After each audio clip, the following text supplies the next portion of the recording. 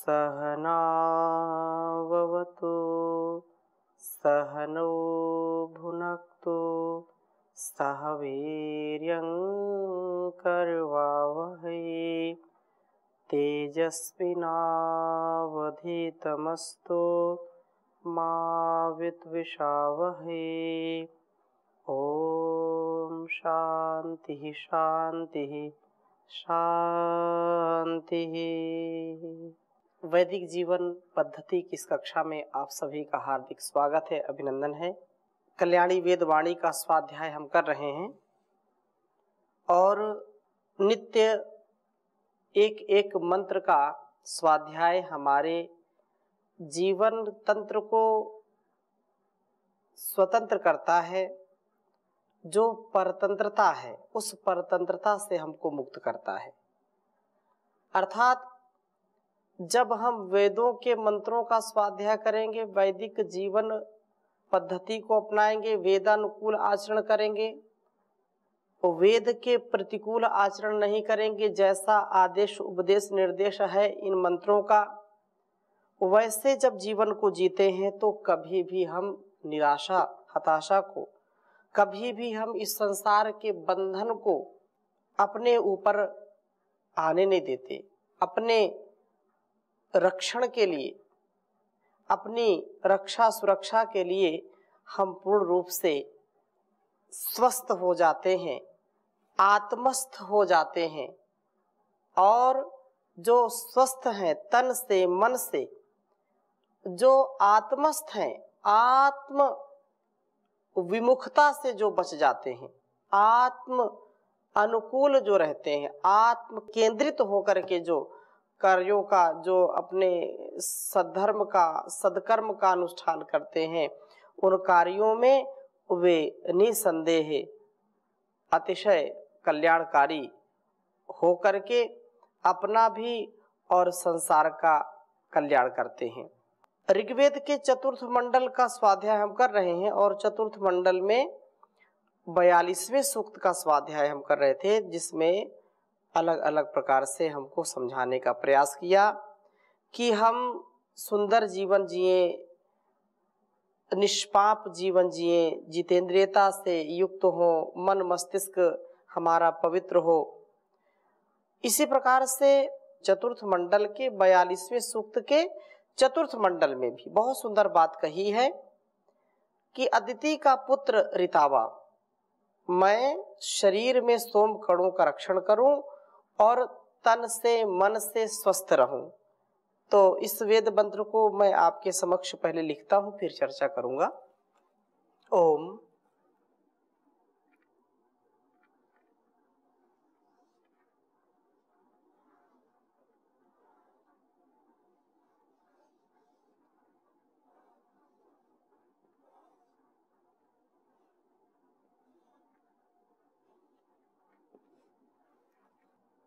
अहम अपो अपिन व मुक्षमाणा। ओम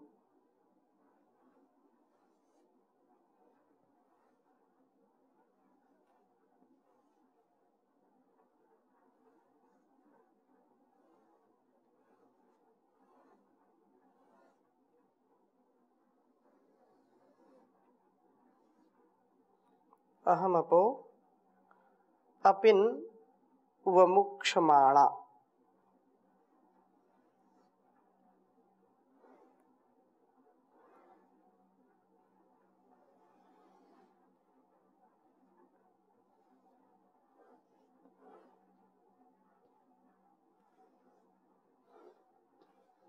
अपिन्वम उक्षमाणा।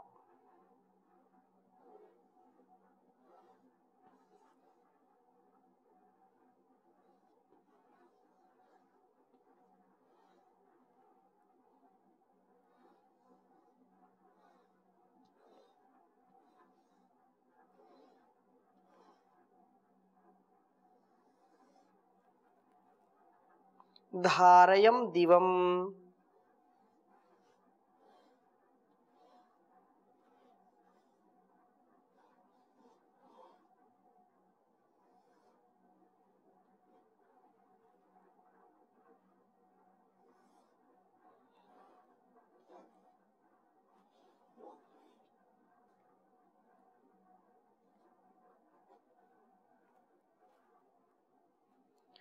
सदन ऋतस्य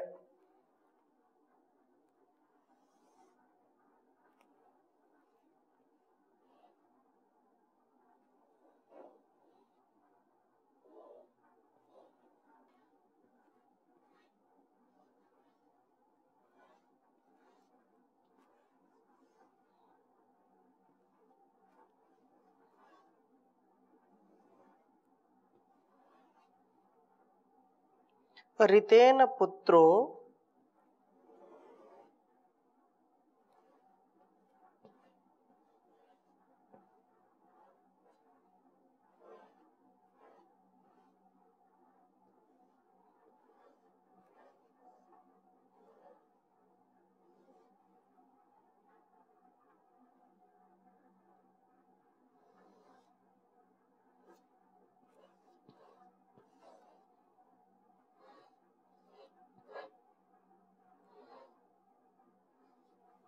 ऋतेन पुत्रो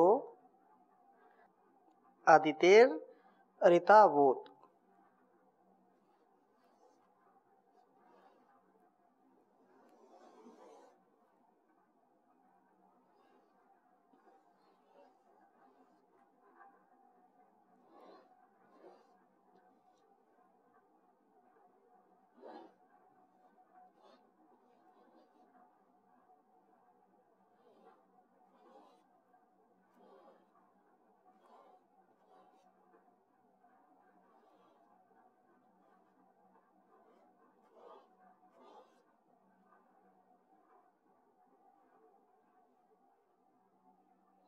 त्रिधातु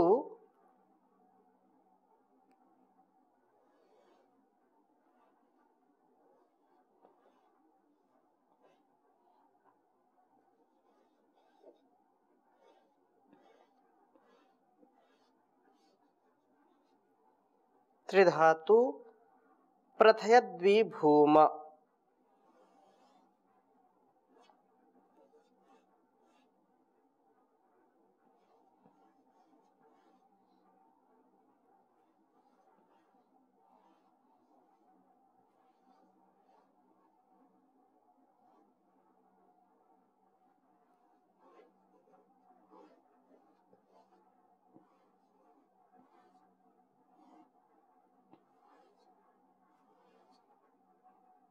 ऋग्वेद के चतुर्थ मंडल के 42वें सूक्त का यह चौथा मंत्र है।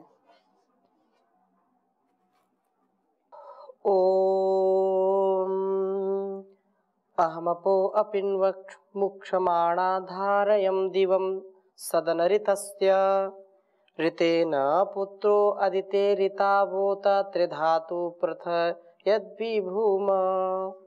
ओम अहमपो अपिन्वक्षमाणा धारयं दिवं सदनऋतस्य ऋतेन पुत्रो अदितेरितावोत त्रिधातु प्रथयद्विभूम। बहुत ही सुंदर भाव इस वेद मंत्र का है। मैं उक्षमाणाः अहम अपो उक्षमाणाः, मैं शरीर के अंग प्रत्यंग को सिक्त करते हुए अपह रेत कणों को अपिन्वम शरीर में ही सिक्त करता हूं।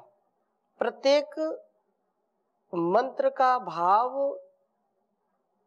उसका अभिप्राय, उसका अर्थ, उसका जो संपूर्णता से दिग्दर्शन हमको मिलता है यहाँ पर, यदि हम उसको थोड़ा सा भी संकेत मात्र भी समझ सकते हैं, उसको किंचित मात्र हम समझ लें और उस समझ को अपने जीवन का अंग बना लें, तो हम कभी भी रोगी नहीं होंगे। और कितनी सुंदर यहाँ पर इस वेद मंत्र में बात कही है कि अहमपो अपिन्वम उक्षमाणा धारयम दिवम सदन ऋतस्य। कहा कि मैं दिवम अपने मस्तिष्क रूप दिवलोक को, अर्थात शरीर में जो हम भोजन करते हैं, जो हम रस, रक्त, मेद, मांस, मज्जा, अस्थि, शुक्र, वीर आदि धातुओं का निर्माण जो हमारे शरीर में होता है उनका जो रक्षण करता है, उन रेत कणों का, रेतः जो रेत है, रेतस जो शुक्रवीर्य है, जो ब्रह्मचर्य का पालन करते हैं, जो भोग भावनाओं में वासनाओं में जो बहते नहीं है, ऐसे युवक युवतियां, ऐसे नौजवान पुरुष जो अपनी इंद्रियों को नियंत्रण में रखते हैं, तो कहा कि मैं उस मस्तिष्क को, अपने मस्तिष्क रूप द्युलोक को ऋतस्य सदने, ऋत के सदन में, ऋत के उत्पत्ति स्थान प्रभु में धारयम धारण करता हूँ। अपनी बुद्धि से सदा प्रभु का चिंतन करता हूँ। मैं ऋतेन, ऋत के द्वारा सदा सब कार्यों को ठीक समय पर करने के द्वारा अदितेः पुत्रः, अदिति का पुत्र बनता हूँ, अर्थात मैं पूर्ण स्वस्थ रहता हूँ। अदिति अर्थात अपने स्वास्थ्य को जो नष्ट नहीं होने देता, वही अदिति का पुत्र है। अदिति जो खंडन, अर्थात व्यक्ति वही सर्वश्रेष्ठ होता है जो एक बार भी मानसिक रूप से, शारीरिक रूप से अपने को क्षीण नहीं होने देता है, अपने को बीमार नहीं होने देता है, रुग्ण नहीं होता है। परंतु दुर्भाग्य यह है कि आजकल की जो स्थितियां हैं, आहार शुद्ध नहीं है, विचार शुद्ध नहीं है, इंद्रियों पर नियंत्रण नहीं है, उत्तेजक मस्तिष्क, उत्तेजक जो हमारा स्वभाव हो जाता है, हम थोड़ी थोड़ी बातों में बहुत ज्यादा अपने आप से बाहर हो जाते हैं, कहते हैं आपा खो दिया। इतनी उत्तेजना आ जाती है कि काम, क्रोध, लोभ, मोह, ईर्ष्या, द्वेष के इस कुचक्र में पड़ जाते हैं। छोटी छोटी बातों में हमको सहन शक्ति नहीं हमारे पास रहती, हम छोटी बातों में ही इतने उलझन में आ जाते हैं, इतना क्रोध आ जाता है कि लाल पीले पड़ जाते हैं, चिड़चिड़े हो जाते हैं। क्यों? कारण यह है कि इंद्रियों में शक्ति नहीं है, हमने अपने इंद्रियों का रक्षण नहीं किया है, जितेंद्रिय नहीं बने हैं, जिससे हमारी बुद्धि की भी शुद्धि नहीं हो पाती, जिससे मन मस्तिष्क हमारा दूषित हो जाता है। जितना जितना व्यक्ति अपने जीवन को ब्रह्मचर्य से युक्त रखेगा, उतना उतना उसका मन और शरीर शांत और निरोगी रहेंगे। जो व्यक्ति इन इंद्रियों का समुचित प्रयोग करता है, इनसे उचित कार्य लेता है, वही व्यक्ति देवत्व के गुणों से युक्त हो जाता है और अपने स्वास्थ्य से कभी पतित नहीं होगा। स्वास्थ्य यही है, स्वस्थ, अपने आप में ठहराव। स्थित प्रज्ञस्य का भाषा, समाधिस्थस्य केशवा, स्थित अधिक किम प्रभाषेत, किम आसीत व्रजेत किम। प्रजहाति यदा कामान सर्वान पार्थ मनोगतान। ये जो हमारे जीवन का सार है, प्रजहाति यदा कामान सर्वान पार्थ मनोगतान, जो अपनी अविवेक पूर्ण इच्छाओं को त्याग देता है, विवेक पूर्वक, वैराग्य पूर्वक, ज्ञान पूर्वक, तो हम कार्य करते हैं, कार्यों की सफलता भी चाहते हैं। लेकिन यदि अविवेक पूर्वक हमने कोई निर्णय लिया है, ज्ञान से युक्त होकर के नहीं, अज्ञानता में कोई हमने निर्णय ले लिया है, तो उसका परिणाम हमको भोगना पड़ता है, असफलता हमको मिलती ही मिलती है। परंतु जो व्यक्ति सदा सर्वदा सर्वत्र एक रस हो करके अपने तन मन के स्वास्थ्य का ध्यान रखते हुए पूर्ण रूप से अपने स्वास्थ्य को सुरक्षित रखते हैं, अपने स्वास्थ्य को नष्ट नहीं होने देते हैं, वास्तव में वे इंद्र हो जाते हैं अपने। मैं यहाँ पर कहा ऋतावा, ऋत का रक्षण करने वाला होता हूँ। उत और त्रिधातु तीनों का जिसमें धारण किया गया है, अर्थात शरीर मन बुद्धि, पृथ्वी अंतरिक्ष और देवलोक, उस भूमा पार्थिव शरीर का विप्रथयत विशेष रूप से विस्तार करता हूँ, क्योंकि इसको पार्थिव कहते हैं। शरीर को पार्थिव अर्थात पृथ्वी से बना हुआ, और पृथु विस्तारे अर्थात जो विस्तृत है, विस्तार से युक्त है, और वो सदा जो बढ़ता है, शरीर का विशेष रूप से विस्तार करता हुआ, अर्थात हृष्ट पुष्ट शरीर में जो न्यूनताएं हैं उनसे ऊपर जब उठ जाता हूं मैं, तो वात पित्त कफ इन तीनों का ठीक रूप से समन्वय होने पर स्वास्थ्य ठीक बना रहता है। इसलिए त्रिधातु। ऐसे तो जब योगाभ्यास करते हैं, उचित आहार लेते हैं, संयमित जीवन जीते हैं, तो हमारी ये धातुएं व्यवस्थित रहती हैं। धातुएं यदि असंतुलित हो गई, ये वात पित्त कफ असंतुलित हो गए, तो रोग बढ़ जाते हैं। लेकिन जो ब्रह्मचर्य से युक्त जीवन जीते हैं, योगाभ्यास से युक्त जीवन जीते हैं, उनकी त्रिधातुएं समन्वित, संतुलित, व्यवस्थित रहती हैं। जब इनमें वैषम्य आ जाता है, विषमता आ जाती है, कभी वात प्रकोपित हो गया, कभी कफ प्रकोपित हो गया, कभी पित्त प्रकोपित हो गया, तो ये शरीर के लिए अत्यंत हानिकारक होते हैं। यद्यपि इनके बिना तो शरीर चल ही नहीं सकता है। जो कुछ भी इसमें घटित होता है इन तीनों के कारण ही होता है। लेकिन यदि इनमें असंतुलन हो जाए तो शरीर रोगी हुए बिना रह नहीं सकता, अर्थात रोग हो ही जाता है। तो ब्रह्मचर्य का पालन करें, ब्रह्मचर्य को धारण करें, और इस प्रकार से हम अदिति के सच्चे पुत्र बने। इस बात को व्यक्त कर रहा है यह वेद मंत्र। वात की अविकृति शरीर को ठीक रखती है। कफ की अविकृति अर्थात विकृति, तो जब वह असंतुलित हो जाता है। मन को तथा पित्त की अविकृति बुद्धि को ठीक रखती है। इसलिए मैं शरीर में सोम कणों का रक्षण करूं, मस्तिष्क को प्रभु के विचार में लगाऊं, ऋत का पालन करते हुए स्वस्थ बनूं, शरीर में वात पित्त कफ तीनों का ठीक से धारण करने वाला बनूं। उचित आहार से हमारा ब्रह्मचर्य सुरक्षित रहता है। तो आहार की शुद्धि परम आवश्यक है। आहार शुद्ध है तो हम विचार भी शुद्ध रख पाएंगे। आहार शुद्ध नहीं है तो विचार शुद्ध नहीं होगा। विचार शुद्ध नहीं है तो ब्रह्मचर्य का पालन ठीक से नहीं होगा।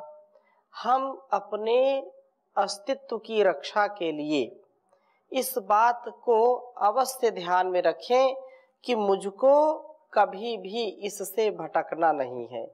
कभी भूलना नहीं है कि मैं ईश्वर का सच्चा प्रतिनिधि हूँ, ईश्वर का मैं प्रतिरूप हूँ, और ईश्वर ने जो मुझको ज्ञान दिया है उस ज्ञान विज्ञान से ही मैं आगे बढ़ता रहूँगा।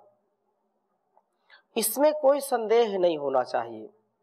हम प्रभु की शरणागति को प्राप्त करते हैं कब? जब जितेंद्रियता होगी। इसलिए प्रभु का जो सुमिरन करेगा वह ब्रह्मचर्य का पालन जरूर करेगा।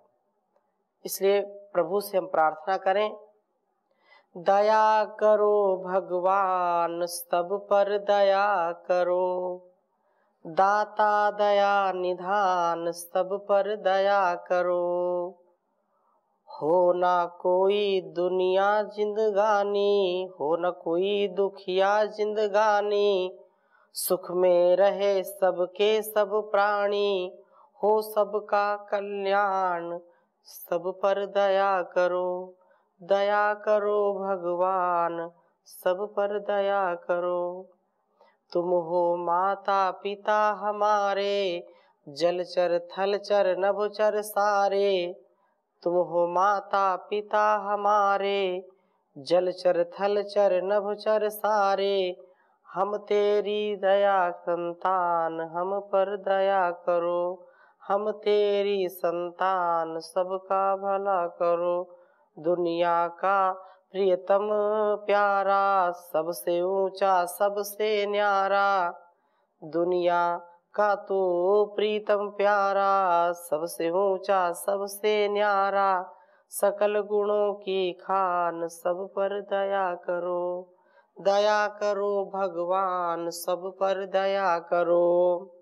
तू सबका है पालनहारा, सबको तेरा मिले सहारा। तू सबका है पालनहारा, सबको तेरा मिले सहारा। हे जगदीश महान, सब पर दया करो, हे जगदीश महान, सब पर कृपा करो। जो धरती अंबर के वाणी, जो धरती अंबर के वासी, कर दे सबकी दूर उदासी। जो धरती अंबर के वासी, कर दे सबकी दूर उदासी। निर्धन या धनवान, सब पर दया करो, दया करो भगवान, सब पर कृपा करो। दाता दया निधान, सब पर दया करो। सबके लिए तेरी अमृत वाणी, पथिक वेद माता कल्याणी। सबके लिए तेरी अमृत वाणी, पथिक वेद माता कल्याणी।